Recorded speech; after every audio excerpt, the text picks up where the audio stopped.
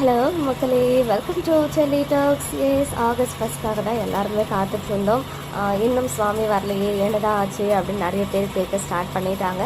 Even எல்பியுமே பார்த்தீங்கன்னா ஒரு 30 minutes back #வீக்கான்னு போட்டு மலேசியாவிலேருந்து அப்டேட் கொடுத்துருக்காங்க. ஸோ வீக்காக பார்த்துட்டு ஓகே கண்டிப்பாக சுவாமி ஜாயின் பண்ணிடுவாங்க அப்படின்னு தான் நினச்சிட்டு இருந்தேன். பட் கொஞ்ச நேரத்துக்கு முன்னாடி ஒரு ஸ்டோரி நான் தான் சொல்லிட்டு ஒருத்தர் எப்போவுமே நம்ம விஜய்லாம் போனப்போ ஆர்கனைஸ் பண்ணாங்க இல்லையா ஷோவை. ஸோ அவங்க வந்துட்டு ஒரு ஸ்டோரி போட்டிருக்காங்க. அதை பார்த்ததும் அப்படியே ஒரு மாதிரி ஷாக் ஆகிடுச்சு. லாஸ்ட் மினிட் வரைக்கும் நாங்களுமே வந்துடுவார் சுவாமி அப்படின்னு தான் நினச்சிட்டு இருந்தோம். பட் அன்ஃபார்ச்சுனேட்லி அவரால் இந்த டைம் வர முடியலனாலும் சூன் 2 பேரையும் ஒரே ஸ்டேஜில் நாங்கள் கொண்டு வர ட்ரை பண்ணுறோம் அப்படின்னு சொல்லியிருக்காரு. பட் அவங்க இந்த முறை வரலைனாலும் நம்ம எல்பியும் அவங்க கூட சேர்ந்து பிரவீன் பென்னட் சாரும் ஜாயின் ஆகிறாங்க. ஸோ உங்களுடைய குயின் காவேரி இருக்காங்க, ஸோ சேர்ந்து எல்லோரும் ஃபன் பண்ணுவோன்ற மாதிரி அந்த ஸ்டோரி ஷேர் பண்ணியிருக்காங்க. ஸோ அந்த ஸ்டோரி போட்டதுக்கு அப்புறம் தான் நம்ம காவேரி ஸ்டோரி போட்டு #வீக்காக போட்டாங்க. ஸோ இப்போ வரைக்கும் ஒரு ஹோப் இருக்குது. ஏன்னா அவங்களுக்கே இப்போ வரைக்கும் தெரியல. ஸோ ஜஸ்ட் நவ் அவர் ஸ்டோரி போட்டிருக்காரு, சுவாமினால் வர முடியல, ஜாயின் பண்ண முடியலன்னு. பட் நம்ம காவேரி வீக்காக #யூஸ் பண்ணதுனால எனக்கு இன்னுமே ஹோப் இருக்குது.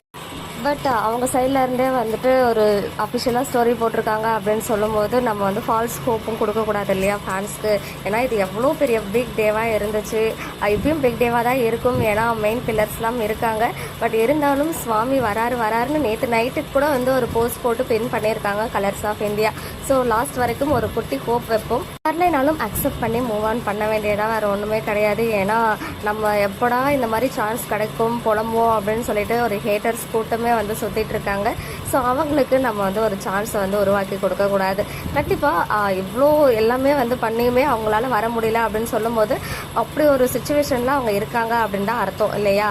எதுவுமே வாண்டடாக நடக்கிறது இல்லை. சுவாமிக்கு தெரியும் எவ்வளோ ஃபேன்ஸ் இங்கே காத்துட்ருக்கோம். இதை எவ்வளோ பெரிய செலப்ரேஷனாக அவங்க கொண்டாட இருந்தாங்க. லாஸ்ட் ஈவன் அவங்க பின் பண்ணதுமே அவர் ஸ்டோரிலாம் ரீஷேர் பண்ணியிருந்தாங்க இல்லையா. ஸோ கண்டிப்பாக இதே மலேசியாவுக்கு இதை விடவே பெரிய ஈவெண்ட்டாக நம்ம செலிப்ரேட் பண்ணலாம் அவங்க ஜோடியாக வரும்போது.